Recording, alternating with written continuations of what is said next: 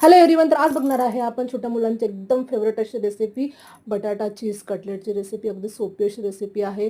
वरून असं एकदम क्रंची आणि आतून एकदम चीजी अशी रेसिपी. तर तुम्ही नक्की ट्राय करून बघा आणि आपल्या छोट्या मुलांना खुश करून बघा. त्यासाठी मस्त घेतलेले आहे आपण उकडलेले बटाटे, त्याला मस्त स्मॅश करून घेतलेले आहे. त्यामध्ये टाकला शिमला मिर्च, बारीक कट केलेला कांदा, हिरवी मिरची आणि कोथिंबीर मस्त बारीक कट करून घेतलेले आहे. सोबतच टाकणार आहे आपण चिली फ्लेक्स, ऑरेगॅनो, मिरेपूड, धनापूड आणि चवीनुसार आपण मीठ टाकणार आहे. सर्व इन्ग्रेडियंट्स मस्तपैकी आपण मिक्स करून घेणार आहे.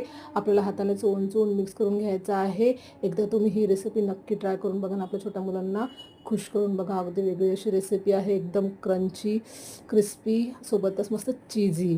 बघा मस्त आपण त्याला मॅश करून घेतलेलं आहे. आता काय करणार आहे माहिती आहे का, त्याचे गोळे तयार करणार आहे आणि मधोमध भरणार आहे भरपूर असं मोझरेला चीज. बघा, आणि त्याला मस्तपैकी असं शेप देणार आहे. आपण कटलेटचे शेप देऊन घ्यायचे आहे. अशाच पद्धतीने मी माझे बाकीचे पण कटलेट्स तयार करून घेतलेले आहे. अगदी सोपी अशी रेसिपी आहे की नाही, अगदी कमी वेळात होणारी रेसिपी आहे आणि आपल्या मुलांना आपल्याला खुश करायचं आहे. बघा, आणि आता काय करणार आहे माहिती आहे का, मी एका वाटीमध्ये घेतलं आहे मैदा, त्यामध्ये टाकणार आहे थोडंसं पाण्याची स्लरी तयार करून घेणार आहे.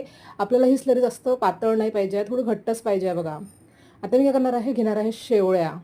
बघा, आणि त्याला मस्तपैकी असं तोडून घेणार आहे, बारीक करून घेणार आहे. बघा, आपल्या हातानेच आपल्याला मस्तपैकी बारीक करून घ्यायचे आहे. अगदी सोप्या पद्धतीने बारीक होतात हे. बघा, अशा पद्धतीने बारीक झालेले आहे.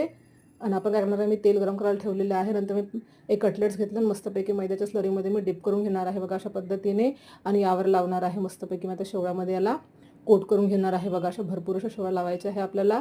यामुळे काय होतं माहिती आहे का, आपल्या कटलेट्सवरून एकदम क्रंची क्रिस्पी होतात आणि मस्तपैकी खायला इतके जबरदस्त लागतात आणि दिसायला तेवढंच ते छान असतात.